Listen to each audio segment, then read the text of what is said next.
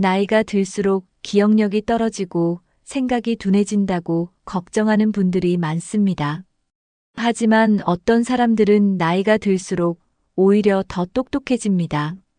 그들의 비결은 특별한 능력이나 유전적인 요인이 아닙니다.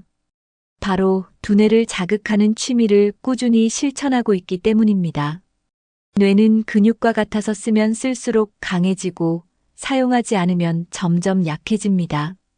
그렇기 때문에 나이가 들수록 두뇌를 활발하게 움직이는 것이 중요합니다. 두뇌를 자극하는 취미를 가지면 기억력이 향상되고 사고력이 날카로워집니다. 집중력과 창의력도 자연스럽게 길러질 수 있습니다. 특히 뇌를 꾸준히 사용하는 취미를 가진 사람들은 치매 예방에도 효과가 큽니다. 그래서 오늘은 나이가 들수록 더 똑똑해지는 사람들의 취미를 소개하려고 합니다.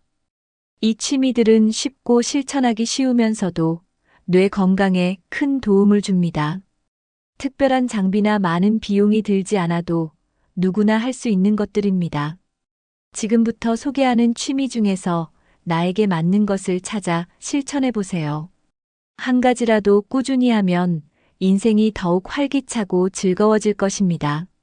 그럼 지금부터 나이가 들어도 더욱 똑똑해지는 취미를 하나씩 살펴보겠습니다. 책을 읽는 것은 가장 쉽고 효과적인 두뇌 운동입니다. 독서를 하면 새로운 정보를 받아들이면서 사고력이 향상됩니다. 글을 읽고 내용을 이해하는 과정에서 두뇌가 활발히 작동합니다. 독서는 기억력을 높이고 집중력을 향상시키는 데 도움을 줍니다. 다양한 책을 읽으면 어휘력이 풍부해지고 표현력이 좋아집니다. 소설을 읽으면 상상력이 자극되고 비판적 사고 능력이 향상됩니다. 논픽션이나 자기계발서를 읽으면 현실적인 지식을 얻을 수 있습니다. 신문이나 잡지를 읽는 것도 세상을 넓게 보는데 도움이 됩니다. 독서를 꾸준히 하면 나이가 들어도 사고력이 둔해지지 않습니다. 책을 읽으며 몰입하는 과정에서 스트레스가 감소하는 효과도 있습니다. 하루에 단 몇 페이지라도 꾸준히 읽는 것이 중요합니다. 독서를 습관화하면 자연스럽게 새로운 지식을 습득하게 됩니다. 책을 읽고 내용을 정리하면 기억력 향상에도 큰 도움이 됩니다. 언제 어디서든 책 한 권을 가지고 다니며 읽는 습관을 들여보세요. 독서는 단순한 취미를 넘어 평생 성장할 수 있는 강력한 도구입니다. 한 가지 장르만 읽기보다 다양한 분야의 책을 읽는 것이 중요합니다. 역사서를 읽으면 과거의 흐름을 이해하고 통찰력을 기를 수 있습니다.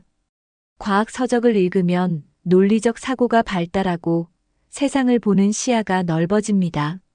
철학책을 읽으면 깊은 사고력을 기르고 삶에 대한 이해도가 높아집니다. 경제와 재테크 관련 서적을 읽으면 현실적인 금융 지식을 쌓을 수 있습니다. 소설을 읽으면 공감 능력이 향상되고 감성이 풍부해집니다. 자서전이나 성공한 사람들의 이야기를 읽으면 동기부여가 됩니다. 여행책을 읽으면 새로운 문화를 배우고 간접적으로 체험할 수 있습니다. 다양한 시각을 가진 책을 읽으면 편견을 줄이고 열린 사고를 가질 수 있습니다. 책을 읽고 나서 토론하거나 요약하면 기억에 오래 남습니다. 독서 모임에 참여하면 책에 대한 새로운 시각을 배울 수 있습니다. 전자책이나 오디오북을 활용하면 언제 어디서든 독서가 가능합니다. 다양한 장르를 접하면 생각하는 방식이 유연해지고 창의력이 높아집니다. 자신에게 맞는 장르를 찾아 꾸준히 읽는 것이 가장 중요합니다. 다양한 책을 읽으며 꾸준히 배우는 습관을 들이면 두뇌가 더욱 건강해집니다. 독서는 하루의 짧은 시간만 투자해도 큰 효과를 얻을 수 있습니다. 하루에 단 10분만 책을 읽어도 새로운 지식을 습득할 수 있습니다. 매일 10분씩 읽으면 한 달이면 한 권 이상의 책을 완독할 수 있습니다. 독서를 꾸준히 하면 정보 처리 속도가 빨라지고 기억력이 좋아집니다. 아침에 책을 읽으면 하루를 활기차게 시작하는데 도움이 됩니다. 잠들기 전 10분 독서는 마음을 차분하게 하고 숙면을 돕습니다. 이동 중에 책을 읽으면 시간을 효율적으로 활용할 수 있습니다. 짧은 시간이라도 꾸준히 책을 읽으면 사고력이 점점 깊어집니다. 독서 습관을 들이면 집중력과 인내심이 함께 길러집니다. 책을 읽고 내용을 메모하면 기억에 오래 남고 활용도가 높아집니다. 독서 습관이 있는 사람들은 나이가 들어도 배움을 멈추지 않습니다. 하루에 10분씩만 투자해도 1년이면 수십 권의 책을 읽을 수 있습니다. 독서를 꾸준히 하면 두뇌 활동이 활발해지고 치매 예방에도 효과적입니다. 하루 10분 독서가 습관이 되면 자연스럽게 더 많은 시간을 독서에 투자하게 됩니다. 지금부터라도 하루 10분 독서를 실천하면 인생이 달라질 수 있습니다. 글을 쓰는 것은 생각을 정리하고 논리력을 키우는 좋은 방법입니다. 하루에 한 줄이라도 글을 쓰면 두뇌를 계속해서 자극할 수 있습니다. 글을 쓰는 과정에서 자연스럽게 기억력이 향상됩니다. 어떤 주제든 자신이 느낀 점이나 배운 점을 기록하면 사고력이 깊어집니다. 일기를 쓰면 하루를 돌아보며 자신을 객관적으로 바라볼 수 있습니다. 짧은 글을 자주 쓰면 글쓰기 실력이 점점 향상됩니다. 글을 쓰는 습관을 가지면 표현력이 좋아지고 말하기 능력도 함께 발달합니다. 글을 쓰며 감정을 표현하면 스트레스 해소에도 도움이 됩니다. 생각을 글로 정리하면 복잡한 문제를 해결하는 능력이 길러집니다. 하루 한 줄이라도 꾸준히 쓰면 두뇌 활동이 활발해집니다. 글쓰기는 치매 예방에도 효과적인 두뇌 운동입니다. 중요한 것은 완벽한 글을 쓰려 하기보다 꾸준히 쓰는 것입니다. 한 문장을 쓰기 시작하면 자연스럽게 더 많은 생각이 떠오르게 됩니다. 시간이 지나면 글을 통해 자신의 성장 과정을 확인할 수 있습니다. 지금부터라도 하루 한 줄 글쓰기를 시작해 보세요. 글쓰기는 다양한 형태로 즐길 수 있습니다. 매일 일기를 쓰면 자신의 감정과 생각을 정리하는 데 도움이 됩니다. 에세이를 쓰면 경험을 바탕으로 더 깊이 있는 글을 남길 수 있습니다. 블로그를 운영하면 다른 사람들과 생각을 나눌 수 있습니다. 독서 후 감상문을 쓰면 책의 내용을 더 깊이 이해할 수 있습니다. 여행기를 작성하면 추억을 기록하며 기억력을 강화할 수 있습니다. 글을 쓰면서 사진을 함께 정리하면 더욱 생생한 기록이 됩니다. 자신의 의견을 정리하는 연습을 하면 논리적 사고력이 향상됩니다. 매일 조금씩 글을 쓰면 점점 더 풍부한 표현을 사용할 수 있습니다. 글쓰기 습관을 가지면 창의력과 상상력도 함께 발전합니다. 글을 쓴 후 다시 읽어보면 자신의 생각을 객관적으로 바라볼 수 있습니다. 짧은 글부터 시작해 점점 더 긴 글을 도전해보는 것도 좋은 방법입니다. 손으로 직접 글을 쓰면 기억에 더 오래 남는 효과가 있습니다. 다양한 주제에 대해 글을 쓰면 생각하는 방식이 유연해집니다. 자신에게 맞는 글쓰기 방법을 찾아 꾸준히 실천하는 것이 중요합니다. 글을 쓰는 과정에서 논리적으로 사고하는 능력이 길러집니다. 문장을 구성하면서 자연스럽게 논리적으로 정리하는 습관이 생깁니다. 자신의 생각을 글로 표현하는 연습을 하면 말하기 능력도 함께 발전합니다. 논리적인 글을 쓰면 상대방을 설득하는 능력도 향상됩니다. 글을 정리하면서 자신의 생각을 더욱 명확하게 할 수 있습니다. 다양한 어휘를 사용하며 글을 쓰면 표현력이 더욱 풍부해집니다. 자신의 의견을 효과적으로 전달하는 방법을 배울 수 있습니다. 글을 쓰면서 새로운 아이디어가 떠오르는 경우도 많습니다. 문제 해결 능력을 기르는 데에도 글쓰기는 큰 도움이 됩니다. 논리적인 글을 쓰는 습관은 실생활에서도 유용하게 활용됩니다. 긴 글을 쓰기 어려울 때는 짧은 단락부터 연습하는 것이 좋습니다. 글을 쓰면서 오류를 찾고 수정하는 과정에서 사고력이 더욱 날카로워집니다. 꾸준히 글을 쓰면 생각을 정리하는 속도가 빨라집니다. 논리적으로 생각하는 습관을 기르면 다른 사람과의 대화에서도 유리합니다. 지금부터라도 논리적인 글쓰기 연습을 시작하면 두뇌가 더욱 활성화될 것입니다. 여기까지 글쓰기는 생각을 정리하고 창의력을 키운다에 대한 내용을 살펴보았습니다. 악기를 연주하는 것은 단순한 취미를 넘어 두뇌 활동을 활성화하는 강력한 방법입니다. 음악을 배우면서 손과 눈, 귀를 동시에 사용하는 것은 뇌를 자극하는 최고의 훈련입니다. 악기를 연주하면 기억력과 집중력이 자연스럽게 향상됩니다. 손가락을 세밀하게 움직이는 과정에서 뇌의 운동신경이 더욱 발달합니다. 새로운 곡을 익히면서 뇌의 신경망이 강화되고 인지 능력이 향상됩니다. 음악의 리듬과 멜로디를 이해하고 표현하는 과정에서 창의력이 발달합니다. 악기 연주는 스트레스를 줄이고 감정을 조절하는 데에도 효과적입니다. 연주하는 동안 몰입하는 경험을 하면 정신적 안정감을 느낄 수 있습니다. 피아노, 기타, 바이올린 등 어떤 악기든 꾸준히 연습하면 두뇌 활동이 활발해집니다. 나이가 들어도 악기 연주는 새로운 도전을 가능하게 하고 성취감을 줍니다. 음악을 배우면서 색다른 즐거움을 찾을 수 있으며 뇌의 노화를 늦출 수 있습니다. 혼자 연주하는 것도 좋지만 합주를 하면 더욱 큰 인지적 효과를 얻을 수 있습니다. 음악을 통해 감정을 표현하면서 심리적인 만족감도 높일 수 있습니다. 악기를 연주하는 것은 손쉽게 시작할 수 있는 두뇌 훈련 방법 중 하나입니다. 지금부터라도 배우고 싶은 악기를 선택하고 도전해 보세요. 외국어를 배우는 것은 두뇌를 가장 강력하게 자극하는 활동 중 하나입니다. 새로운 언어를 배우면 기억력을 강화하고 인지 능력을 향상시킬 수 있습니다. 외국어를 익히는 과정에서 뇌의 신경망이 더욱 활성화됩니다. 단어를 암기하고 문장을 구성하는 과정에서 사고력이 발달합니다. 외국어를 배우면 다중 작업 능력이 향상되고 멀티태스킹이 쉬워집니다. 새로운 언어를 접하면 문화적인 이해도가 높아지고 사고방식이 확장됩니다. 외국어 공부는 치매 예방에도 효과적인 것으로 알려져 있습니다. 단순히 문법을 공부하는 것이 아니라 실제 회화를 연습하면 더욱 큰 효과를 얻을 수 있습니다. 노래 가사를 따라 부르거나 외국 드라마를 보면서 공부하는 것도 좋은 방법입니다.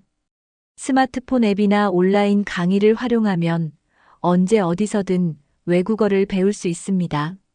외국어를 익히면 여행할 때 더욱 재미있고 편리한 경험을 할 수 있습니다.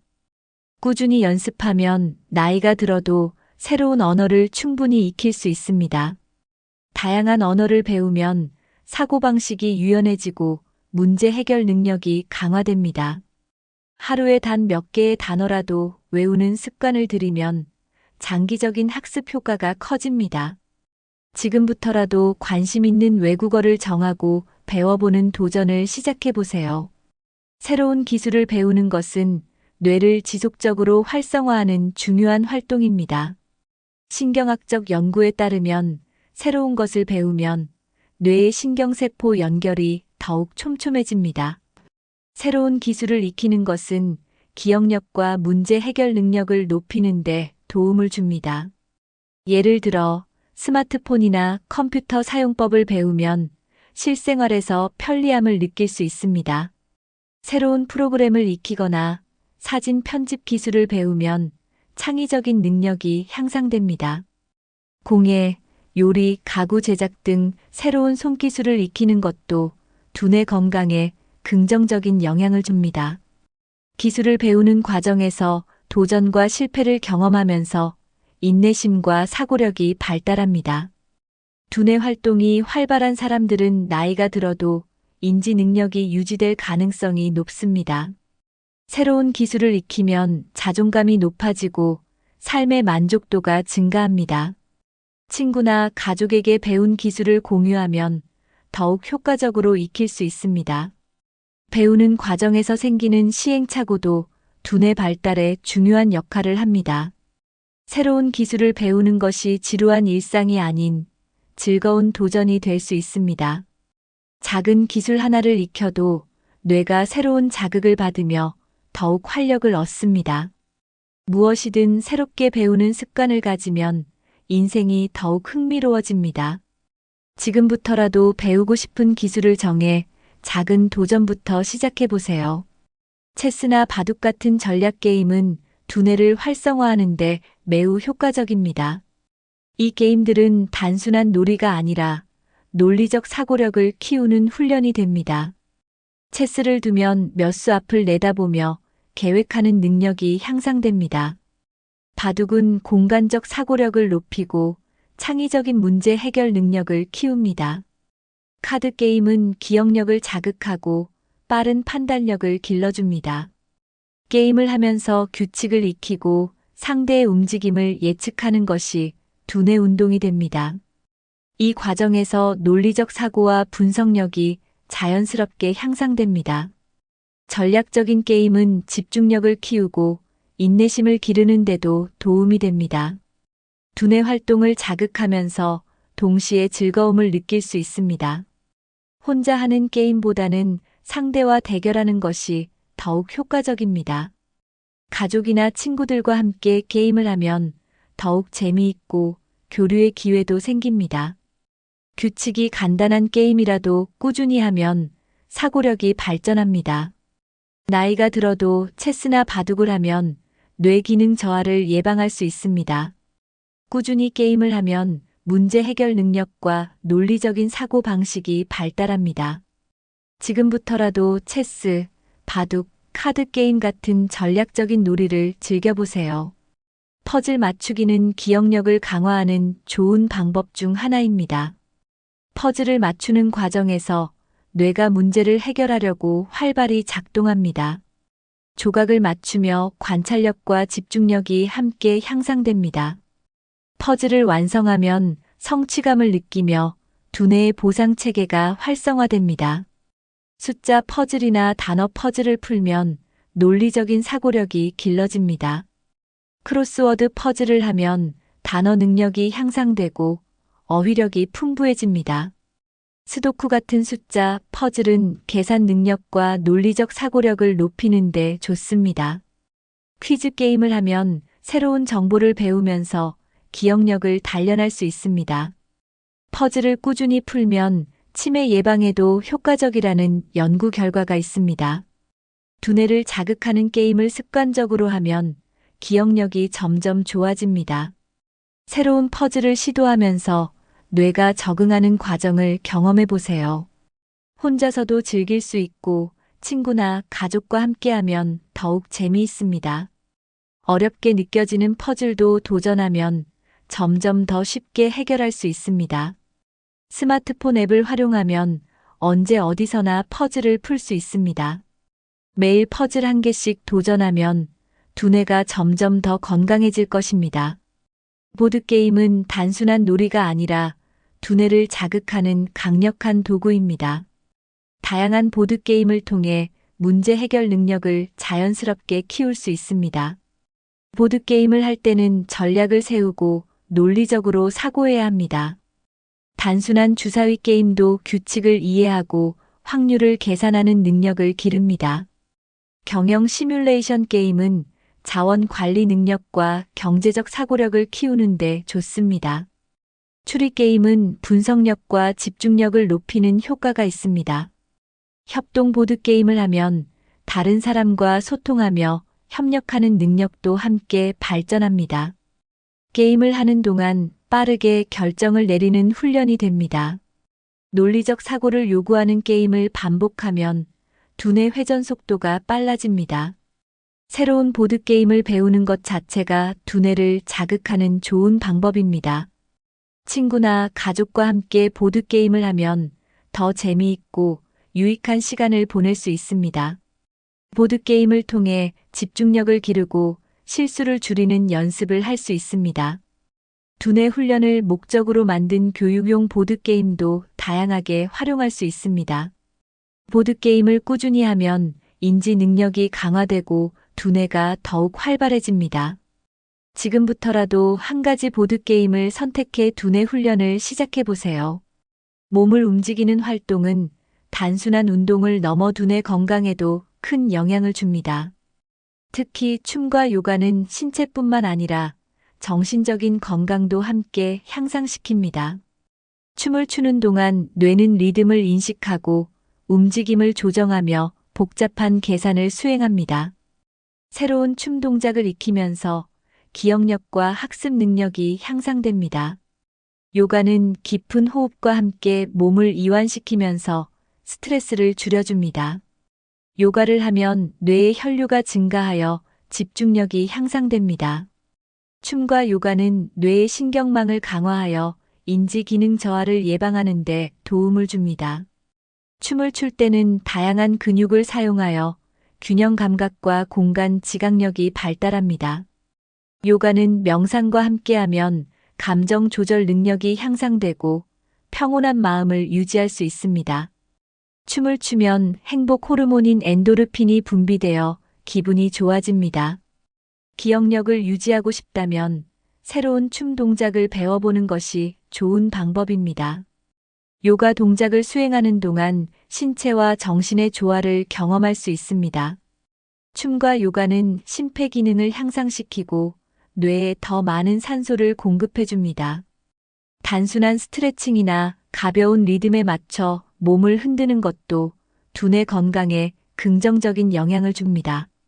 지금부터라도 하루에 몇 분씩 춤을 추거나 요가를 해보세요. 걷기와 조깅은 가장 쉽게 실천할 수 있는 두뇌 운동 중 하나입니다. 연구에 따르면 규칙적으로 걷는 사람들은 창의적인 사고력이 더 높아집니다. 걷는 동안 뇌의 혈류가 증가하여 집중력과 문제 해결 능력이 향상됩니다. 자연 속에서 걷는 것은 스트레스를 줄이고 감정을 안정시키는 데 효과적입니다. 조깅을 하면 신체적인 건강뿐만 아니라 정신적인 활력을 얻을 수 있습니다. 새로운 아이디어가 필요할 때 가만히 앉아 있는 것보다 걷는 것이 도움이 됩니다. 걷기를 하면서 팟캐스트나 오디오북을 들으면 더욱 유익한 시간이 됩니다. 규칙적으로 걷는 습관을 들이면 장기적인 두뇌 건강에도 좋은 영향을 줍니다. 조깅을 하면 뇌에서 신경 전달 물질이 활성화되어 긍정적인 사고를 유지할 수 있습니다.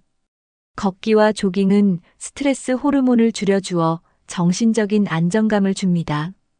짧은 거리라도 매일 걸으면 뇌 기능이 활성화되고 학습 능력이 향상됩니다. 창의력이 필요한 직업을 가진 사람들은 종종 산책을 하면서 문제를 해결합니다. 아침이나 저녁 시간에 규칙적으로 산책하는 것이 두뇌 건강에 매우 효과적입니다. 걷기와 조깅을 습관화하면 치매 예방에도 긍정적인 영향을 줄 수 있습니다. 지금부터라도 하루에 30분씩 걷는 습관을 들여보세요. 신체 운동과 명상을 함께하면 두뇌가 더욱 활성화됩니다. 운동을 하면 혈류가 증가하여 뇌로 가는 산소 공급이 원활해집니다. 명상을 하면 뇌의 스트레스 반응이 줄어들고 감정 조절 능력이 향상됩니다. 운동 후 명상을 하면 몸과 마음이 더욱 균형 잡힌 상태가 됩니다. 규칙적인 운동은 기억력을 높이고 뇌 기능 저하를 예방하는 데 도움을 줍니다. 명상은 집중력을 키우고 사고를 더욱 선명하게 만들어줍니다. 운동을 하는 동안 호흡에 집중하면 명상의 효과를 함께 경험할 수 있습니다. 신체적인 활동과 정신적인 수련을 병행하면 더욱 건강한 생활을 유지할 수 있습니다. 운동 후 명상을 하면 깊은 휴식을 취할 수 있고 스트레스가 효과적으로 해소됩니다. 명상을 통해 불안을 조절하고 긍정적인 사고를 유지하는 것이 가능합니다. 운동 중 명상을 하면 몸의 감각에 집중할 수 있어 더욱 몰입감을 높일 수 있습니다. 걷기 명상이나 가벼운 요가 명상은 두뇌를 활성화하는 데 효과적인 방법입니다. 규칙적으로 실천하면 신체적 건강과 정신적 안정이 함께 향상됩니다. 운동과 명상을 병행하면 신경세포 간의 연결이 강화되어 학습 능력이 향상됩니다. 지금부터라도 운동 후 짧은 명상 시간을 가져보는 습관을 만들어 보세요. 나이가 들수록 두뇌 건강을 유지하는 것은 매우 중요한 일입니다. 오늘 소개한 취미들을 실천하면 기억력과 사고력이 더욱 향상될 것입니다. 독서, 글쓰기, 새로운 기술 배우기, 전략적인 게임, 운동 등 다양한 방법이 있습니다. 중요한 것은 꾸준히 실천하고 습관화하는 것입니다. 뇌를 계속해서 자극하면 나이가 들어도 더욱 똑똑해질 수 있습니다. 하루에 단 몇 분이라도 뇌를 자극하는 취미를 가져보세요. 작은 실천이 모이면 큰 변화가 찾아올 것입니다. 여러분은 어떤 취미를 통해 두뇌 건강을 유지하고 계신가요? 두뇌를 단련하기 위해 실천하고 있는 방법이 있다면 댓글로 공유해 주세요. 이 영상이 도움이 되셨다면 좋아요와 구독을 눌러주세요. 더 많은 사람들이 두뇌 건강을 지킬 수 있도록 영상을 공유해 주세요. 꾸준한 노력으로 건강한 두뇌와 활기찬 삶을 만들어 보세요. 새로운 도전을 시작하면 인생이 더욱 흥미로워질 것입니다. 여러분의 건강한 두뇌를 위해 오늘부터 새로운 습관을 시작해 보세요. 끝까지 시청해 주셔서 감사합니다.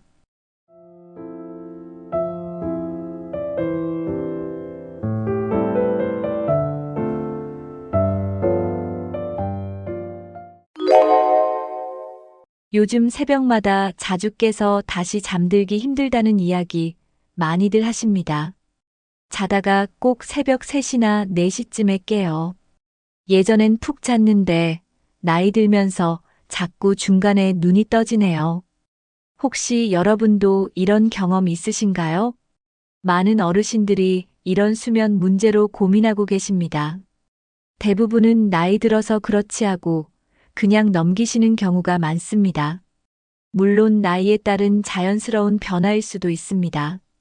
하지만 그 속에는 생각보다 다양한 원인이 숨어 있습니다. 단순히 나이 때문이 아니라 몸 안의 변화, 생활 습관, 마음 상태까지 모두 영향을 줍니다. 원인을 정확히 알면 그만큼 해결 방법도 더 분명해집니다. 오늘 영상에서는 왜 노인들이 새벽에 자주 깨는지, 그리고 편안하게 다시 잠들 수 있는 방법까지 알려드릴게요. 여러분의 잠이 바뀌면 하루의 컨디션도 완전히 달라질 수 있습니다. 오늘부터라도 작게 바꿔보면 분명히 좋은 변화가 생길 수 있습니다. 그럼 지금부터 하나씩 함께 알아보겠습니다. 나이가 들면 자연스럽게 수면의 구조 자체가 달라집니다. 젊었을 때처럼 깊은 잠이 오래 유지되지 않게 되는 거죠. 전체 수면 시간은 비슷하지만 깊은 수면이 줄어들고 얕은 잠이 많아집니다. 이 얕은 잠은 아주 작은 소리나 자극에도 쉽게 깨어나게 만듭니다. 그래서 새벽에 한번 깨면 다시 잠들기 힘들어지는 겁니다. 특히 나이가 들수록 렘 수면과 비렘 수면의 비율이 바뀌면서 수면의 질이 낮아집니다. 뇌가 밤새 충분히 쉬지 못하기 때문에 자주 깨게 되는 거죠. 이런 변화는 대부분의 어르신들이 겪는 자연스러운 현상입니다. 하지만 그걸 이해하고 관리하면 충분히 개선할 수 있습니다. 내 몸의 수면 리듬을 알면 대응 방법도 보입니다. 일찍 자고 일찍 깨는 경향도 바로 이 생체 리듬 때문입니다. 체내 시계가 젊을 때와는 다르게 작동하기 시작하는 겁니다. 그래서 밤 10시쯤이면 졸리고 새벽 4시나 오시면 저절로 눈이 뜨이게 됩니다.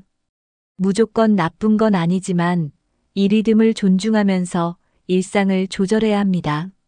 무엇보다 중요한 건 이 변화가 정상이라는 걸 먼저 받아들이는 겁니다. 많은 분들이 요즘은 밤 9시만 돼도 졸려요라고 말씀하시곤 합니다. 실제로 나이가 들면 수면 욕구가 앞당겨지는 현상이 나타납니다. 낮에 활동량이 줄고 햇빛을 받는 시간도 짧아지기 때문입니다. 몸이 밤과 낮을 구분하는 기능이 약해지면서 졸음이 일찍 오는 것이죠. 일찍 자면 자연스럽게 새벽에도 눈이 빨리 떠지게 됩니다. 문제는 일찍 자도 깊은 잠이 유지되지 않아서 피로가 완전히 해소되지 않는다는 점입니다. 그 결과 새벽에 자주 깨고 낮에는 졸음이 몰려옵니다. 이렇게 되면 밤낮이 헷갈려서 수면의 질이 더 떨어질 수 있습니다. 이럴 때는 기상 시간을 일정하게 유지하는 것이 중요합니다. 아무리 일찍 자더라도 기상 시간을 너무 당기지 않도록 조절하는 겁니다. 저녁에는 밝은 조명을 피하고 오전에는 햇빛을 쬐며 활동하는 것도 도움이 됩니다.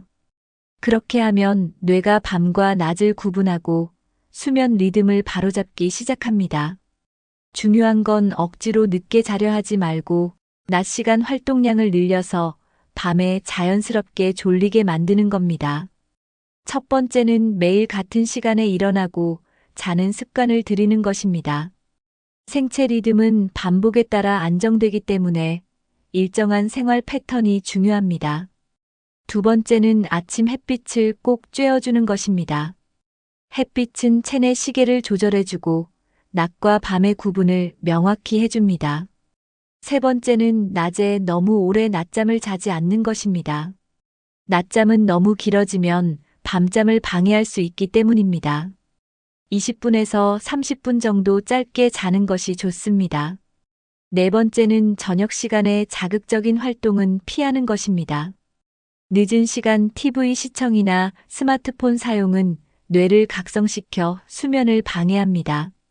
다섯 번째는 간단한 스트레칭이나 가벼운 산책도 도움이 됩니다. 몸을 적당히 피곤하게 해줘야 깊은 잠에 들 수 있기 때문입니다. 여섯 번째는 자기 전 따뜻한 물로 샤워하거나 족욕을 하는 것도 좋습니다. 체온이 내려가면서 몸이 자연스럽게 잠들 준비를 하게 됩니다. 일곱 번째는 하루의 일정이 끝났다는 신호를 몸에 주는 것이 필요합니다. 이 모든 실천은 생체 리듬을 안정시키고 새벽 각성을 줄여주는데 큰 도움이 됩니다. 멜라토닌은 흔히 수면 호르몬이라고 불리는 물질입니다. 이 호르몬은 해가 지고 어두워지면 자연스럽게 분비되기 시작합니다. 멜라토닌이 분비되면 몸의 긴장이 풀리고 자연스럽게 잠이 오게 됩니다. 그런데 나이가 들수록 이 멜라토닌의 분비가 줄어들기 시작합니다.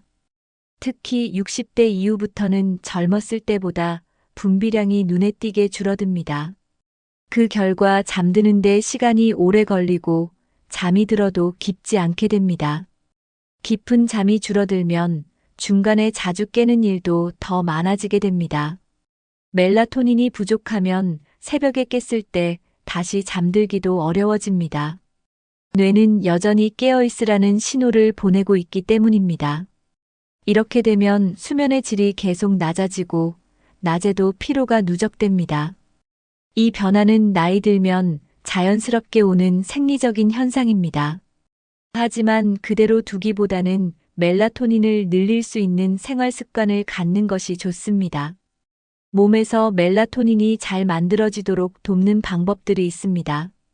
조명을 조절하고 수면 환경을 바꾸는 것도 도움이 됩니다. 멜라토닌이 줄어드는 것을 이해하면 수면 문제를 더 잘 관리할 수 있습니다. 멜라토닌이 줄어들면 뇌가 자야 할 시간이라는 인식을 제대로 하지 못하게 됩니다. 그래서 밤에 쉽게 잠들지 못하거나 자다가 자꾸 깨게 되는 거죠. 특히 새벽 2시에서 5시 사이에 자주 깨는 분들이 많습니다. 이 시간대는 원래 수면이 가장 깊어야 하는 시기입니다. 하지만 멜라토닌이 부족하면 이 깊은 잠 구간이 생략되거나 아주 짧아집니다. 결과적으로 새벽에 눈이 떠지고 다시 잠들기 어려운 현상이 반복되는 겁니다. 자주 깨면 몸이 피곤할 뿐만 아니라 마음도 지치기 쉽습니다. 왜 이렇게 자꾸 깨지? 하면서 불안감이 생기기도 하죠. 이 불안감 자체가 또 수면을 방해하는 악순환이 됩니다. 새벽에 자주 깨는 건 단지 나이 때문이 아니라 멜라토닌의 감소와 수면 구조 변화가 함께 작용한 결과입니다. 그렇기 때문에 단순히 수면 시간을 늘리는 것만으로는 해결이 어렵습니다. 수면의 질을 높이는 게 핵심입니다. 그러려면 멜라토닌이 충분히 분비되도록 생활을 조절해야 합니다. 이제 그 방법들을 하나씩 살펴보겠습니다. 첫 번째는 아침에 햇빛을 받는 것입니다. 햇빛은 멜라토닌 분비 리듬을 조절해주는 중요한 역할을 합니다. 아침에 햇빛을 받으면 뇌는 밤이 되면 멜라토닌을 분비할 준비를 하게 됩니다. 두 번째는 낮에 적당한 활동량을 유지하는 것입니다. 움직이지 않으면 뇌도 밤에 쉴 필요를 느끼지 않기 때문에 잠이 깊지 않습니다. 세 번째는 저녁에는 조명을 어둡게 조절하는 것입니다. 형광등이나 밝은 조명은 뇌가 낮이라고 착각하게 만들기 때문에 멜라토닌 분비를 방해합니다. 자기 전에는 스탠드 조명이나 간접 조명을 사용하는 것이 좋습니다. 네 번째는 스마트폰, TV 사용을 줄이는 것입니다. 특히 화면에서 나오는 블루라이트는 멜라토닌 생성을 억제합니다. 다섯 번째는 기름지거나 소화가 안 되는 음식은 피하는 것입니다. 잠들기 2시간 전에는 음식을 먹지 않는 게 가장 좋습니다. 여섯 번째는 자기 전에 따뜻한 물로 씻거나 족욕을 해주는 것도 도움이 됩니다. 체온이 살짝 떨어지면 멜라토닌이 자연스럽게 분비됩니다. 이런 작은 실천이 쌓이면 멜라토닌도 서서히 회복되고 잠도 훨씬 깊어질 수 있습니다. 나이가 들면 건강 문제로 약을 여러 가지 드시는 분들이 많습니다. 그런데 의외로 이 약들 중 일부가 수면에 영향을 줄 수 있다는 사실 알고 계셨나요? 특히 고혈압약, 이뇨제, 통증약, 일부 우울증 약들이 수면을 방해할 수 있습니다. 예를 들어 이뇨제는 밤에 소변이 자주 마려워지게 만들어 자꾸 깨게 됩니다. 또 교감신경을 자극하는 약물은 몸을 각성시켜 쉽게 잠들지 못하게 만듭니다. 진통제 중 일부도 수면 구조를 방해해서 얕은 잠이 많아지고 깊은 잠은 줄어들 수 있습니다.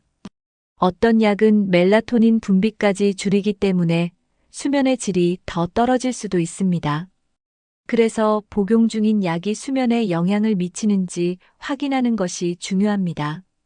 혼자 판단하지 마시고 담당 의사나 약사와 상담하시는 게 가장 안전합니다.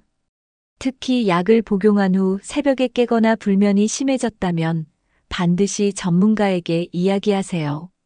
약을 바꾸거나 복용 시간을 조절하는 것만으로도 큰 차이가 생길 수 있습니다. 수면을 방해하는 약물은 개인에 따라 반응이 다르기 때문에 꼭 확인이 필요합니다. 그냥 나이 때문이라고 넘기지 말고 복용약도 하나의 원인으로 생각해 보세요. 건강을 위한 약이 오히려 수면을 방해하고 있다면 적절한 조정이 꼭 필요합니다. 수면을 챙기는 것도 건강을 지키는 중요한 방법 중 하나입니다. 어떤 약은 아침에 먹느냐, 저녁에 먹느냐에 따라 작용이 크게 달라집니다. 특히 수면에 영향을 줄 수 있는 약은 복용 시간이 매우 중요합니다. 예를 들어 이뇨제를 저녁 늦게 복용하면 자는 중에 소변 때문에 깨기 쉬워집니다. 이럴 경우 복용 시간을 오전이나 이른 오후로 조정하는 것만으로도 효과가 있습니다. 또 각성을 유도하는 약은 자기 직전에 먹으면 잠을 방해할 수 있습니다. 약효가 남아있는 상태에서 잠자리에 들면 뇌가 휴식 모드로 전환되지 못하는 거죠. 그래서 담당 의사와 복용 시간에 대해 꼭 상담하셔야 합니다. 단순히 약 종류뿐만 아니라 언제 먹는지가 수면에 큰 영향을 줄 수 있습니다.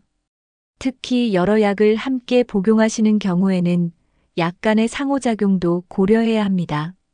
졸음을 유도하는 약은 오히려 취침 전에 복용하는 게 도움이 될 수도 있습니다. 하지만 모든 경우에 해당하는 건 아니기 때문에 전문가의 조언이 반드시 필요합니다. 약 복용 시간을 바꾸는 것만으로 새벽에 깨는 횟수를 줄일 수 있는 경우가 많습니다. 작지만 매우 중요한 부분이니 꼭 체크해 보시길 바랍니다. 불면의 원인을 찾을 때 생활 습관과 함께 약 복용 시간도 함께 살펴보는 것이 좋습니다. 잠을 잘 자야 건강도 더 잘 유지될 수 있습니다. 첫 번째는 현재 복용 중인 약 리스트를 정리해 보는 것입니다. 약 이름과 복용 시간을 써놓으면 수면에 영향을 주는 약을 확인하기 쉽습니다. 두 번째는 수면 문제가 생겼을 때 절대 자의로 약을 끊지 않는 것입니다. 약을 갑자기 중단하면 오히려 몸에 더 큰 혼란이 생길 수 있기 때문입니다. 세 번째는 담당 의사에게 수면 문제를 반드시 알리는 것입니다. 많은 분들이 이 나이엔 원래 잠이 얕은 거죠 하고 그냥 넘기시곤 합니다. 하지만 전문가와 상의하면 약을 조절하거나 교체할 수 있는 방법이 생깁니다. 네 번째는 수면 보조제를 함부로 복용하지 않는 것입니다. 특히 처방 없이 구입한 수면제는 몸에 맞지 않으면 더 심한 부작용이 생길 수 있습니다. 다섯 번째는 약물 외에도 생활 습관과 식사 시간도 함께 점검하는 것이 좋습니다. 수면에 영향을 주는 요인은 약 하나뿐이 아니기 때문입니다. 여섯 번째는 수면 일지를 작성하는 것입니다. 잠들기 전 행동, 깬 시간, 복용한 약 등을 기록하면 원인을 파악하는 데 도움이 됩니다. 마지막으로 수면 문제는 참지 말고 꼭 이야기해야 한다는 마음가짐이 중요합니다. 약물도 잘 관리하면 숙면을 되찾는 데 큰 도움이 될 수 있습니다. 많은 어르신들이 자다가 꼭 화장실 한두 번은 가게 돼요라고 말씀하십니다. 이처럼 밤에 소변 때문에 깨는 현상을 야간뇨라고 합니다. 나이가 들수록 방광 기능이 약해지면서 이런 증상이 흔하게 나타납니다. 방광의 탄력이 줄고 소변을 저장하는 능력도 감소하기 때문입니다. 낮에는 참을 수 있던 소변도 밤에는 민감하게 느껴지게 되는 거죠. 또 신장에서 밤에도 소변을 많이 만드는 체내 변화도 하나의 원인입니다. 특히 당뇨나 고혈압이 있는 분들은 야간뇨가 더 자주 나타날 수 있습니다. 전립선이 커지거나 방광염이 있는 경우에도 마찬가지입니다. 이렇게 밤마다 자주 깨게 되면 수면의 흐름이 끊기게 됩니다. 깊은 잠에 들기 어려워지고 피로도 제대로 풀리지 않습니다. 어떤 분들은 소변이 마려워 깬 건지 그냥 잠이 깨서 화장실을 간 건지 헷갈리기도 합니다. 이런 상태가 반복되면 수면 자체에 대한 불안감도 생기게 됩니다. 그래서 야간뇨는 단순한 불편을 넘어서 생활 전반에 영향을 줄 수 있습니다. 이를 줄이기 위해서는 정확한 원인 파악과 생활 습관 점검이 필요합니다. 작은 조절로도 야간뇨를 줄이고 새벽에 깨는 횟수를 줄일 수 있습니다. 방광은 소변을 저장했다가 내보내는 역할을 합니다. 하지만 나이가 들면 방광 근육이 약해지고 신호 전달도 느려집니다. 그래서 소변이 많이 차지 않았는데도 자꾸 마려운 느낌이 드는 거죠. 방광이 예민해져 자주 신호를 보내게 되면 깊은 잠을 방해하게 됩니다.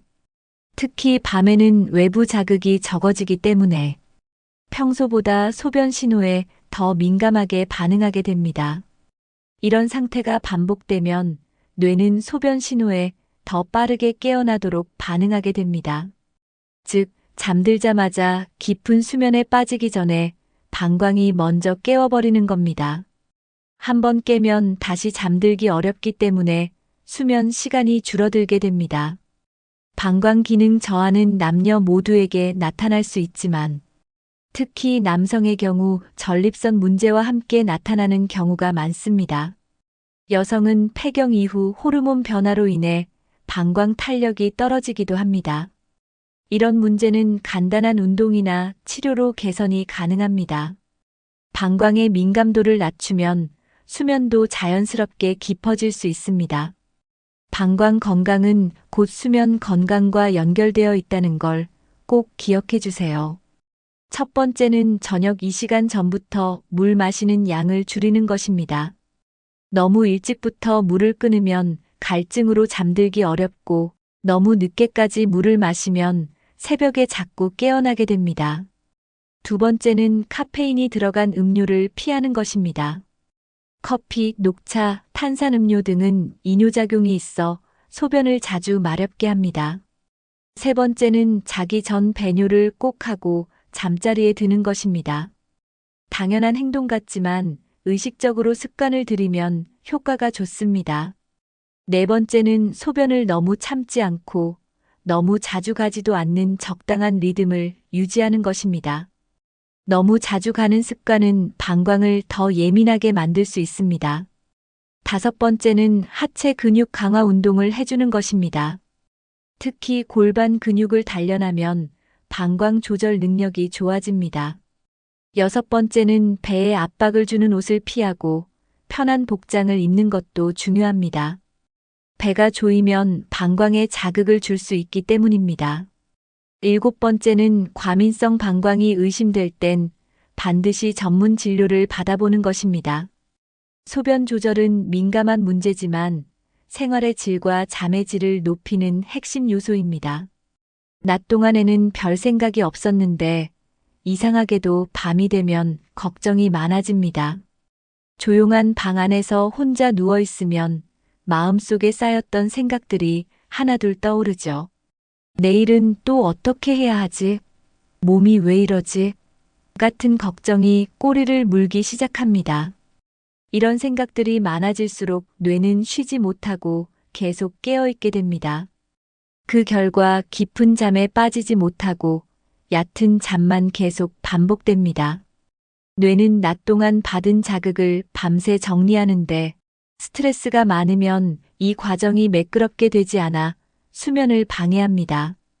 특히 스트레스 호르몬인 코르티솔이 밤에 높아지면 몸은 계속 긴장한 상태가 됩니다. 이럴 경우 자다 깨는 횟수가 많아지고 새벽에 일찍 눈을 뜨게 됩니다. 몸은 피곤한데 머리는 깨어 있어서 다시 잠들기도 힘들어집니다. 이런 상태가 반복되면 점점 잠드는 자체가 불안해집니다. 오늘도 또 깨면 어쩌지? 라는 생각이 들기 시작하는 거죠. 걱정이 많아질수록 수면은 더 얕아지고 피로는 쌓이게 됩니다. 결국 악순환이 반복되며 수면의 질은 점점 나빠집니다.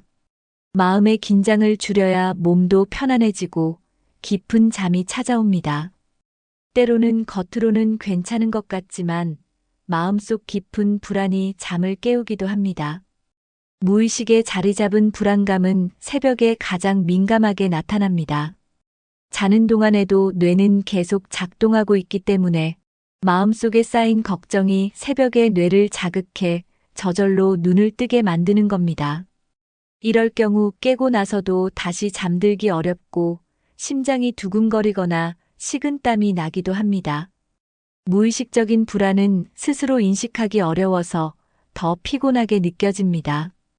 그 이유를 정확히 알 수 없으니 불안은 더 커지고 잠은 더 얕아지게 됩니다. 특히 외부 자극이 없는 조용한 새벽 시간에는 이런 감정이 더 크게 느껴집니다. 이럴 때는 무작정 참고 누워있기보다는 조용히 일어나 따뜻한 차를 마시거나 가볍게 몸을 움직이며 뇌를 다시 안정시키는 것이 도움이 됩니다. 중요한 건 왜 이렇게 깼지? 하고 자책하지 않는 태도입니다. 누구나 한 번쯤은 새벽에 깰 수 있고 그것만으로 문제가 되는 건 아닙니다. 마음이 긴장하면 몸도 따라 긴장하니 마음을 푸는 것이 첫 번째입니다. 생각을 억지로 멈추기보다는 그래도 괜찮아 하고 스스로를 달래주세요. 불안을 다스리는 연습은 바로 더 나은 수면으로 가는 첫걸음입니다. 마음이 불안하면 아무리 몸이 피곤해도 잠들기 어렵습니다. 그래서 잠자기 전 마음을 다스리는 습관이 매우 중요합니다. 첫 번째는 자기 전 걱정거리를 종이에 적어보는 것입니다. 마음속 생각을 밖으로 꺼내면 머릿속이 한결 가벼워집니다. 두 번째는 심호흡이나 명상처럼 뇌를 천천히 쉬게 해주는 활동을 하는 것입니다. 깊게 들이쉬고 내쉬는 호흡을 반복하면 몸의 긴장이 풀어집니다. 세 번째는 자극적인 TV나 스마트폰 사용을 줄이는 것입니다. 자극적인 화면과 소리는 뇌를 각성시켜 잠을 방해합니다. 네 번째는 마음을 편안하게 해주는 음악을 들으며 누워보는 것도 좋습니다. 잔잔한 클래식이나 자연 소리는 뇌파를 안정시키는데 도움이 됩니다. 다섯 번째는 내 몸과 마음을 칭찬해주는 습관을 들이는 것입니다. 오늘도 수고했어. 내일은 더 편안하길 바라 같은 말을 스스로에게 해주세요. 여섯 번째는 정해진 시간에 자고 일어나는 수면 루틴을 유지하는 것입니다. 뇌는 반복에 익숙하기 때문에 같은 시간에 잠자리에 들면 훨씬 안정감을 느낍니다. 마음을 가라앉히는 작은 습관들이 모이면 수면도 자연스럽게 깊어집니다.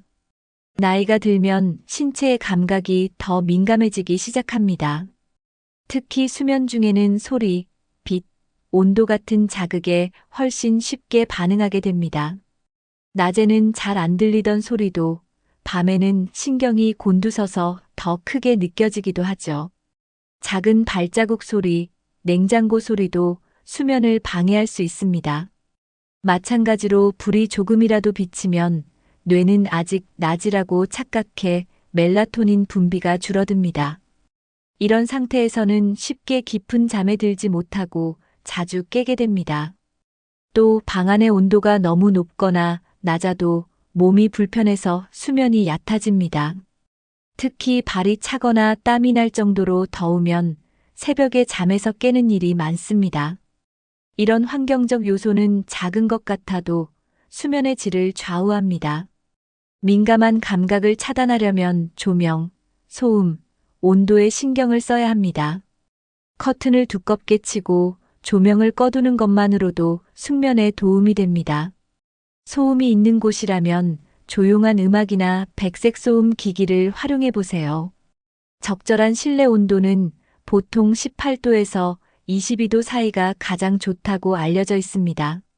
너무 덥지도 춥지도 않게 조절하는 것이 중요합니다. 예민해진 감각을 편안하게 만들어주는 환경이 곧 깊은 잠을 부릅니다. 많은 분들이 무심코 하는 행동이 실제로 수면을 방해하고 있습니다. 첫 번째는 자기 직전까지 TV나 스마트폰을 보는 습관입니다. 화면에서 나오는 빛은 뇌를 각성시켜 멜라토닌 분비를 억제합니다. 특히 드라마나 뉴스처럼 자극적인 내용을 보면 뇌는 더 깨어있게 됩니다. 두 번째는 늦은 시간에 무거운 식사를 하는 습관입니다. 음식이 소화되는 동안 몸은 휴식하지 못하고 깨어있게 됩니다. 세 번째는 잠들기 직전에 격한 운동을 하는 것입니다. 운동은 좋지만 자기 직전엔 오히려 수면을 방해할 수 있습니다. 네 번째는 불을 켠 채로 자는 습관입니다. 아주 약한 불빛도 수면 호르몬의 분비를 줄일 수 있습니다. 다섯 번째는 알코올이나 커피를 늦게 섭취하는 것입니다. 술은 잠이 오는 듯해도 실제로는 얕은 잠만 유도하고 자주 깨게 만듭니다. 카페인은 오후 이후엔 되도록 피하는 것이 좋습니다. 여섯 번째는 수면 시간이 불규칙한 생활입니다. 매일 같은 시간에 자고 일어나는 것이 가장 건강한 수면 습관입니다. 깊은 잠을 자기 위해서는 뇌가 이제 자도 되겠다는 신호를 느껴야 합니다. 그 신호를 만들어주는 것이 바로 수면 환경입니다. 첫 번째는 조용하고 어두운 공간을 만드는 것입니다. 눈을 감았을 때도 완전히 어둡게 느껴지는 환경이 이상적입니다. 두 번째는 침실은 오직 잠을 자는 공간으로 사용하는 것입니다.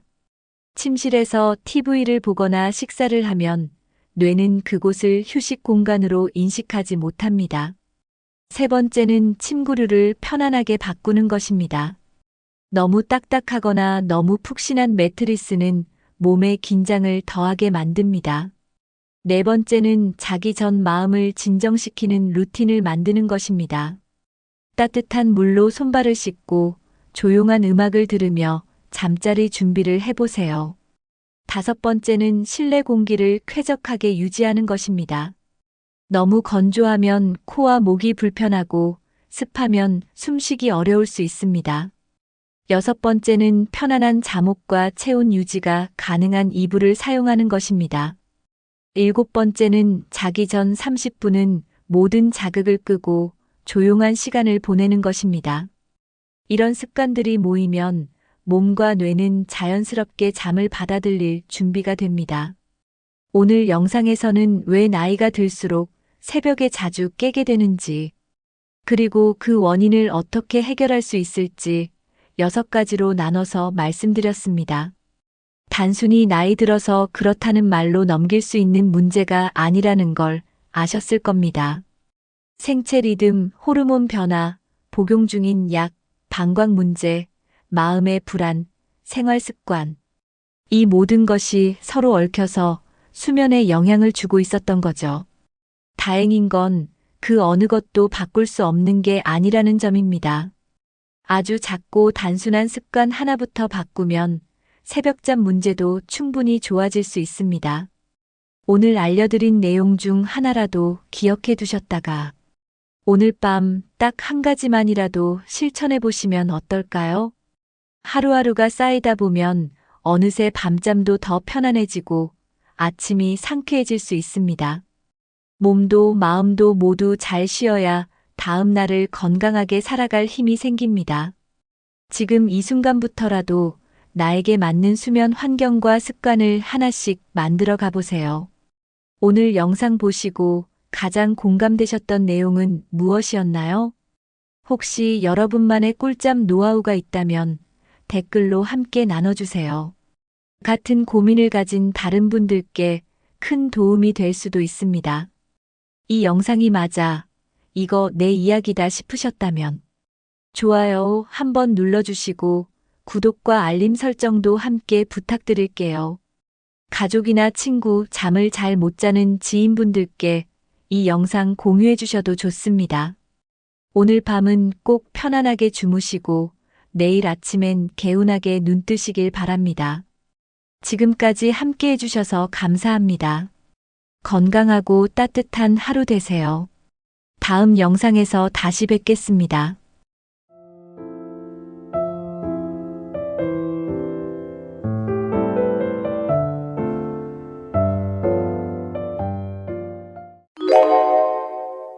여러분, 나이 들어간다는 건 어떤 느낌이 드시나요? 대부분은 이렇게 말씀하시죠. 예전 같지 않아. 시간이 너무 빨라. 이젠 늙었지 뭐. 그래서인지 나이 든다는 걸 부정적으로 생각하는 분들이 참 많습니다. 몸이 예전 같지 않고 얼굴에 주름이 하나씩 늘어가면 괜히 우울해지기도 하죠. 하지만요, 정말 그럴까요? 나이 든다는 게 슬픈 일일까요? 오히려 어떤 사람들은 이렇게 말합니다. 지금이 내 인생에서 가장 평화롭고 따뜻한 시기다. 예전보다 내 삶이 더 단단해졌고 무엇보다 내가 나를 더 사랑하게 됐다. 그렇습니다. 우리는 나이가 들수록 잃는 것도 있지만 얻는 것들이 훨씬 더 많습니다. 세월이 만든 주름만큼 마음에도 깊은 아름다움이 생기는 거죠. 오늘 영상에서는 왜 나이 들수록 인생이 더 아름다운지 6가지 이유를 나눠보려고 합니다. 듣다 보면 여러분도 고개를 끄덕이게 되실 거예요. 그리고 지금의 내 모습이 더 자랑스러워질지도 모릅니다. 그럼 지금부터 천천히 함께 걸어가 보실까요? 나이 들어 가장 큰 자산은 바로 경험입니다. 젊을 때는 몰랐던 시행착오와 실패, 그리고 그 속에서 배운 것들이 있죠. 그 모든 시간이 지금의 나를 만들었습니다. 이제는 무언가를 선택할 때도 쉽게 흔들리지 않고 예전처럼 후회나 조급함에 휘둘리지도 않습니다. 그건 바로 오랜 시간 쌓인 경험에서 나오는 내공 덕분입니다. 누가 뭐라 해도 내가 걸어온 인생만큼은 그 누구도 대신할 수 없습니다.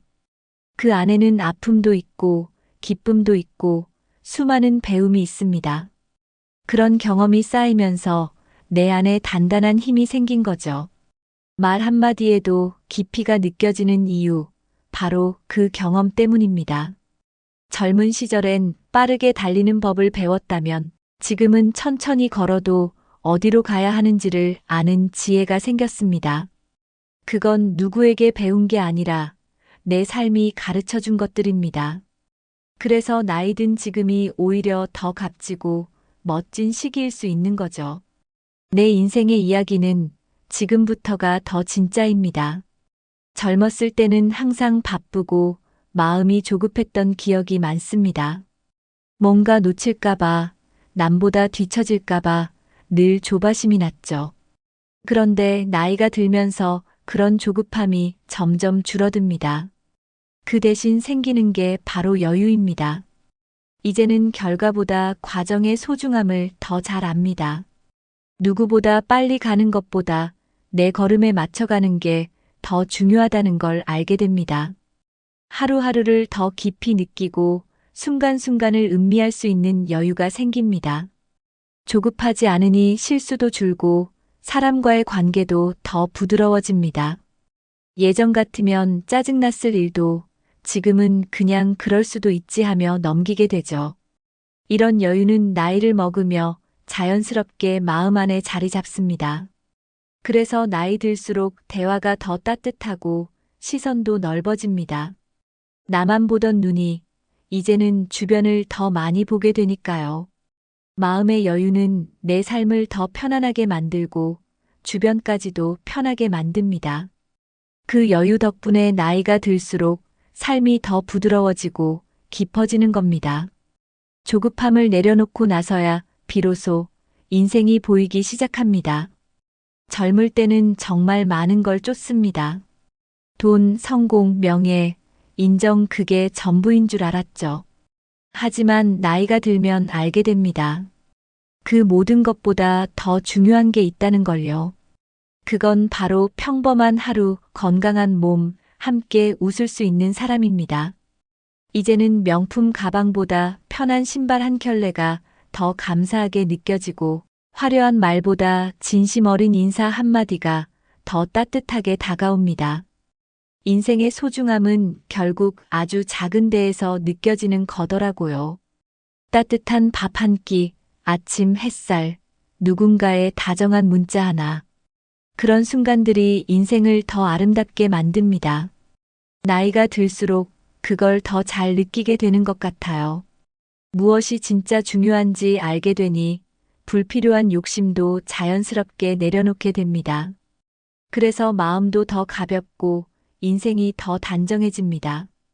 지금 내 곁에 있는 것들이 얼마나 소중한지 이제는 진심으로 알게 되었기에 인생이 더 아름답습니다. 젊을 때는 사소한 일에도 감정이 크게 흔들릴 때가 많았습니다. 누가 한마디만 해도 괜히 마음이 상하고 잠도 잘 못 자곤 했죠. 그런데 나이가 들면 그런 일이 점점 줄어듭니다. 똑같은 상황이어도 그럴 수도 있지 하고 넘길 수 있는 여유가 생기거든요. 그건 단순한 무심함이 아니라 마음이 단단해졌다는 증거입니다. 이제는 어떤 일이 생겨도 쉽게 흔들리지 않습니다. 왜냐하면 이미 많은 걸 겪어봤고 지나고 보면 별일 아니란 걸 알기 때문이죠. 마음속에 나만의 기준과 중심이 생기니까 남의 말에 휘둘리지 않고 내 방식대로 삶을 살아갈 수 있게 됩니다. 불필요하게 상처받는 일도 줄어들고 더 평온한 하루를 보낼 수 있게 됩니다. 작은 일에 일희일비하지 않고 큰 그림을 보는 시야도 넓어졌습니다. 감정의 파도가 오더라도 그 안에서 중심을 잡는 힘이 생긴 겁니다. 이런 단단함은 나이가 들며 자연스럽게 생기는 마음의 선물입니다. 그래서 인생의 후반부가 오히려 더 평화롭고 안정된 시기로 느껴집니다. 흔들리지 않는 중심, 그것이 인생을 더 아름답게 만드는 비밀입니다. 예전엔 누가 내 뜻과 다르면 쉽게 서운해지고 불편해졌습니다. 왜 저 사람은 저렇게 행동할까? 하고 속으로 답답해하곤 했죠. 그런데 시간이 흐르면서 점점 달라집니다. 이제는 그 사람의 입장을 한 번쯤 더 생각하게 됩니다. 그리고 그럴 수도 있겠다 하고 이해하는 마음이 먼저 생깁니다. 나도 실수하고 부족한 부분이 있으니 상대도 그럴 수 있다는 걸 인정하게 되죠.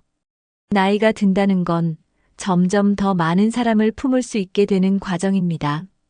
꼭 맞지 않아도 뾰족하지 않아도 함께 갈 수 있는 방법을 배우게 됩니다. 인간관계에서 예전보다 덜 싸우고 덜 상처받는 것도 이런 여유 덕분입니다.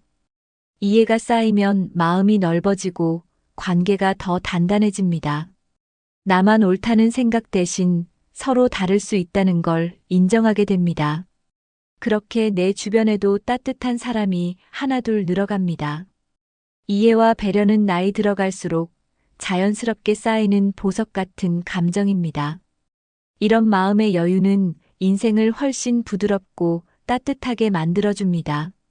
그리고 그 여유는 결국 나 자신에게도 큰 선물이 됩니다.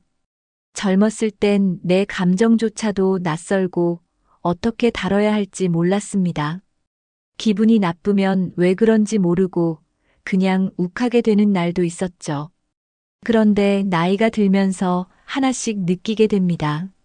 아, 내가 지금 외로워서 이런 기분이구나. 오늘은 그냥 조용히 있고 싶은 날이구나. 이렇게 내 감정을 들여다보는 눈이 생깁니다. 억지로 참고 덮는 게 아니라 차분히 알아차리고 다독이는 법을 알게 됩니다. 그래서 감정에 휘둘리는 일이 줄고 스스로를 더 편안하게 만들 수 있게 됩니다. 감정이 올라올 때마다 괜찮아. 나도 그럴 수 있어 하고 말해주는 힘. 그것이 바로 나이를 먹으며 얻는 진짜 성숙입니다.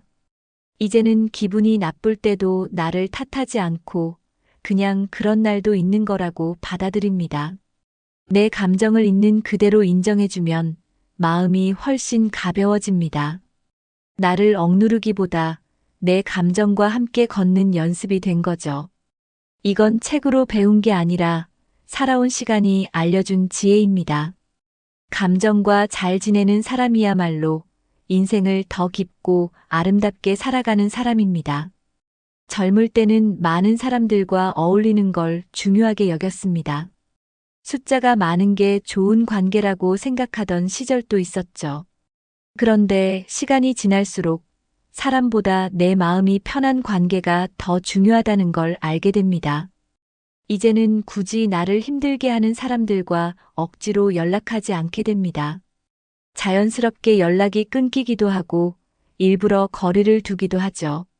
그건 나빠서가 아니라 이제는 내가 누구와 시간을 보내야 행복한지 알기 때문입니다. 나이를 먹는다는 건 관계를 정리해가는 과정이기도 합니다. 남는 사람은 남고 떠날 사람은 떠나는 게 자연스러운 흐름입니다. 중요한 건 그 안에서 나를 지키는 사람을 선택하는 눈이 생겼다는 겁니다. 무조건 다 받아주는 게 아니라 나와 잘 맞는 사람과 따뜻하게 지내는 걸 선택합니다. 그래서 관계는 줄어들 수 있지만 그만큼 더 단단해집니다. 넓은 인맥보다 진심이 통하는 몇 명의 사람이 훨씬 더 소중하다는 걸 알게 되죠. 이건 외로움이 아니라 진짜 의미 있는 관계를 찾아가는 시간입니다. 그 선택이 결국 내 삶을 더 평온하게 만들고 마음을 더 따뜻하게 해줍니다. 함께할 사람을 스스로 고를 수 있다는 것.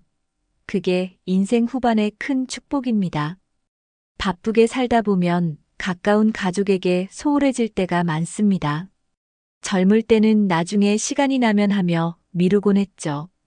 그런데 나이가 들수록 가족과의 시간이 얼마나 소중한지 깨닫게 됩니다. 예전엔 당연하게 생각했던 가족의 존재가 이제는 하나하나 감사하게 느껴집니다. 부모님과 자식, 형제자매, 손주와의 대화 한마디도 더 귀하게 들립니다. 특별한 일이 없어도 같이 밥을 먹고 안부를 묻는 그 시간이 행복입니다. 예전엔 말 안 하던 것도 이제는 먼저 꺼내보게 되고 서로 이해하려는 마음이 더 커집니다. 시간이 흘러도 가족은 곁에 있어주는 유일한 존재라는 걸 느끼게 됩니다. 그래서 평범한 일상이 더 소중하게 다가오고 함께하는 시간이 줄지 않도록 더 노력하게 됩니다.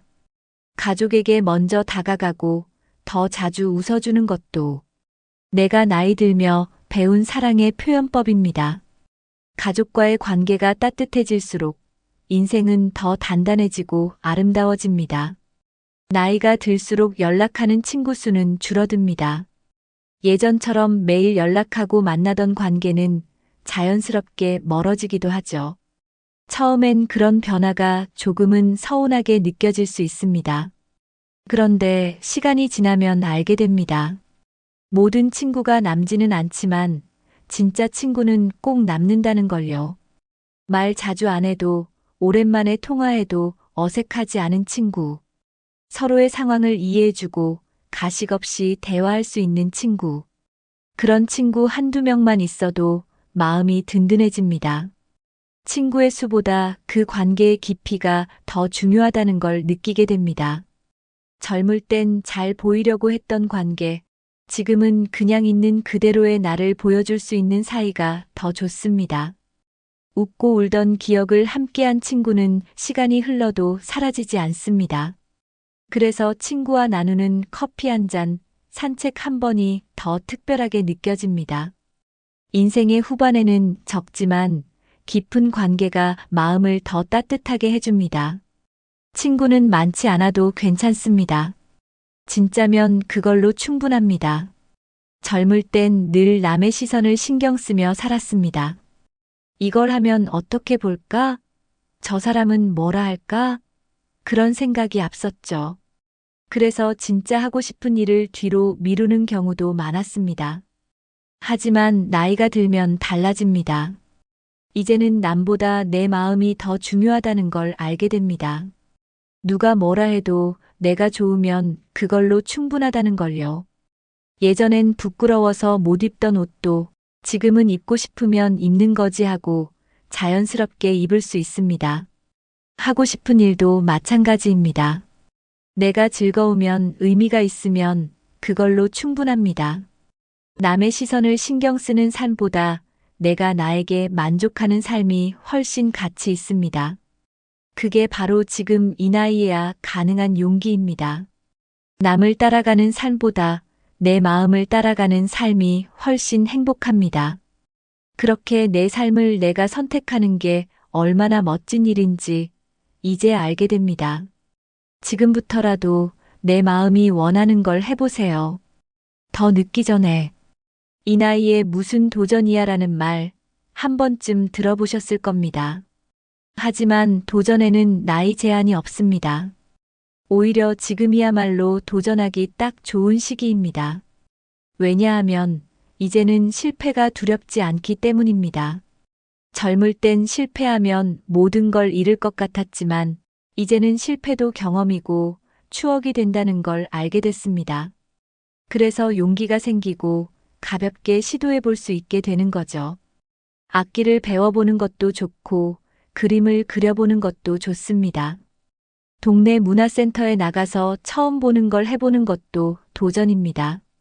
내가 해보고 싶었던 일, 어릴 적 꿈, 이제는 마음껏 해볼 수 있습니다. 젊을 때보다 시간이 더 많고 조급하지 않아서 더 집중할 수도 있습니다. 주변 반응보다 내 기쁨이 더 중요하다는 걸 알게 되었으니까요. 늦었다고 생각하는 그 순간이 사실은 가장 좋은 시작일 수 있습니다. 도전은 크고 대단한 게 아니라 내 안의 작은 시도부터입니다. 오늘부터라도 하나 가볍게 시작해 보세요. 삶이 달라지기 시작합니다. 젊을 때는 배움보다 생존이 먼저였습니다. 돈 벌고 가족 챙기고 늘 시간이 없었죠. 배우고 싶었던 것, 해보고 싶던 것들이 많았지만 언젠가 하겠지 하고 미뤄왔던 일들이 참 많습니다.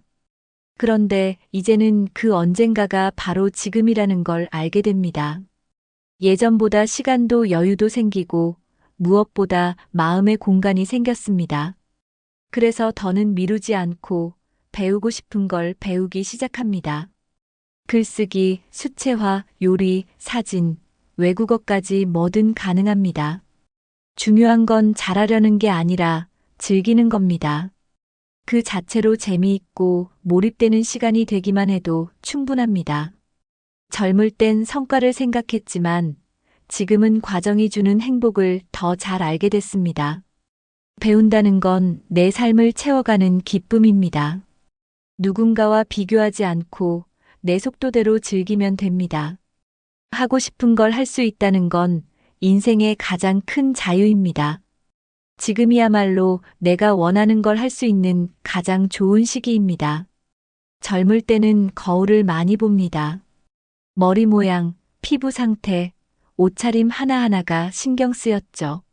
누가 뭐라 하지 않아도 스스로를 평가하고 부족하다고 느끼곤 했습니다. 그런데 나이가 들면 점점 그런 기준에서 자유로워집니다. 이제는 외모보다 내가 어떤 사람인지가 더 중요해집니다. 얼굴에 주름이 늘어도 몸매가 변해도 괜찮습니다. 그보다 내가 어떤 생각을 하고 어떤 마음으로 사는지가 더 중요해졌습니다. 스스로를 꾸미기보다 마음을 가꾸는데 더 집중하게 됩니다. 나를 있는 그대로 인정하고 사랑하는 마음이 자라나는 시기입니다. 예전엔 남과 비교하느라 바빴지만 이제는 나는 나니까 괜찮아라는 말이 자연스럽게 떠오릅니다. 내 안에 진짜 가치를 알게 된다는 건 정말 큰 변화입니다. 외적인 것보다 내면의 따뜻함과 깊이가 더 빛날 수 있다는 걸 느낍니다. 그래서 나이 들수록 얼굴에서 여유와 평안함이 느껴지는 것 같습니다.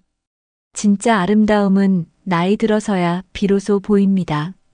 젊을 때는 실수하면 자책부터 했습니다. 내가 왜 그랬지, 왜 이렇게 부족하지 하고 마음이 무거워졌죠. 그런데 시간이 흐르면서 달라졌습니다. 이제는 실수해도 그럴 수 있지 하고 나를 감싸줄 수 있습니다. 누구보다 내 편이 되어주는 법을 배운 겁니다. 사람은 누구나 완벽하지 않다는 걸 이제는 마음 깊이 이해하게 된 거죠. 잘못했을 땐 반성도 하지만 그 안에서 배운 걸 더 소중히 여깁니다. 나를 다그치는 대신 괜찮아. 다음에 더 잘하면 되지 하고 말할 수 있게 되었습니다. 이런 태도는 삶을 더 가볍고 따뜻하게 만들어줍니다. 나를 미워하지 않으니까 다른 사람도 더 쉽게 이해할 수 있게 됩니다. 마음속에 쌓였던 자책이 사라지니 매일이 조금 더 편안해집니다. 예전보다 웃는 날도 많아지고 실수 앞에서도 여유가 생깁니다. 자기 자신에게 너그러워지는 순간 인생도 훨씬 부드러워집니다. 나를 향한 따뜻한 한마디가 생각보다 큰 힘이 된다는 걸 알게 됩니다. 지금은 실수해도 괜찮습니다. 그걸 품을 줄 아는 내가 있으니까요. 젊었을 때는 늘 남과 비교하며 살았습니다. 누구는 벌써 성공했대. 누구는 어디에 집 샀대. 그런 얘기를 들을수록 괜히 내 삶이 초라해 보이곤 했습니다. 그런데 지금은 다릅니다. 이제는 남과 비교하는 대신 나의 걸음을 봅니다. 나는 나대로 괜찮아라는 말이 마음에서 자연스럽게 떠오릅니다.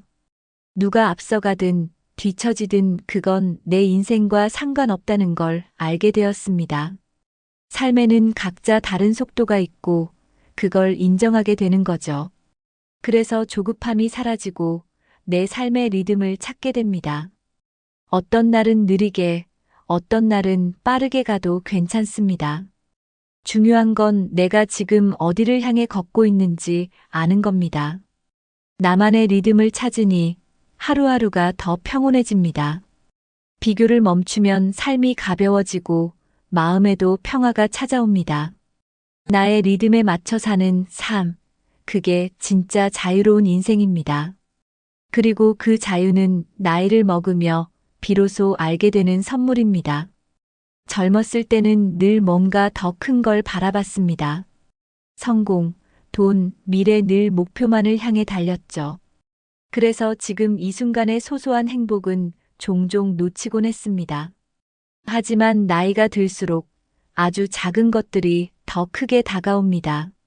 아침 햇살이 따뜻하게 비출 때, 창밖의 나무에 새가 앉아 노래할 때, 손주가 웃으며 다가와 안아줄 때, 그런 순간들이 마음 깊숙이 들어옵니다. 예전 같았으면 그냥 스쳐 지나갔을 풍경이 지금은 하루를 밝히는 특별한 선물처럼 느껴집니다. 커피 한 잔을 천천히 음미하고 창문 너머 하늘을 오래 바라보게 됩니다. 시간의 속도가 느려졌다는 게 아니라 느껴지는 깊이가 달라진 거죠. 이제는 바쁘게 살기보다 조용히 머무는 시간을 더 소중하게 여깁니다. 사소한 기쁨이 쌓여서 하루 전체가 더 따뜻해지는 걸 경험하게 됩니다. 나이가 들수록 행복은 멀리 있지 않다는 걸 진짜로 알게 됩니다. 예전에는 늘 미래를 준비하느라 바빴습니다.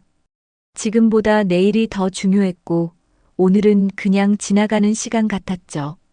그런데 나이가 들수록 지금 이 순간의 소중함을 더 크게 느끼게 됩니다. 내일보다는 오늘이 더 귀하게 느껴지기 시작합니다. 그건 앞으로의 시간이 무한하지 않다는 걸 알게 되기 때문이죠. 그래서 하루하루를 더 진하게, 더 깊게 살아가게 됩니다.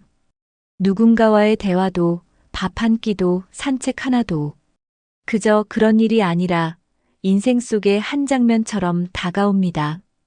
이 순간을 어떻게 기억할지, 어떻게 느낄지가 더 중요해졌습니다. 그래서 더 많이 웃고 더 자주 감사하게 됩니다. 시간을 그냥 흘려보내기보단 의미 있게 채우는 방법을 스스로 익히게 됩니다. 이런 하루하루가 쌓이면 인생 전체가 더 진해지고 깊어집니다. 그 어떤 화려한 일보다 지금 이 순간을 잘 사는 것이 진짜 삶이라는 걸 느끼게 됩니다. 오늘이 있다는 것만으로도 이미 충분한 축복이라는 걸 알게 되는 겁니다. 그래서 나이가 들수록 하루가 더 귀하게 느껴지고 소중해지는 겁니다. 인생은 나이 들수록 사는 맛이 더 깊어집니다. 단맛, 짠맛, 쓴맛, 신맛 다 경험해봐야 진짜 맛을 아는 것처럼요. 젊을 땐 그런 맛들을 구분할 시간도 없이 바빴습니다. 하지만 지금은 한 가지 맛에도 깊이 느끼고 오래 기억하게 됩니다. 즐거운 일은 더 소중하게, 슬픈 일은 더 의미 있게 다가옵니다. 기쁨이 오면 크게 웃고 아픔이 와도 조용히 품을 줄 압니다. 인생의 여러 감정을 한 번씩 다 겪어본 사람이기에 가능한 일입니다. 그래서 사는 게 고단해도 여전히 아름답고 감사하게 느껴지는 거죠. 삶에 무게가 있어도 그 안에서 나만의 방식으로 버텨내는 힘이 생깁니다. 그게 바로 진짜 사는 맛입니다. 단순히 오래 사는 것이 아니라 깊이 있게 살아가는 법을 아는 거죠. 시간이 지나면서 생기는 주름처럼 삶도 그렇게 하나하나 쌓여갑니다.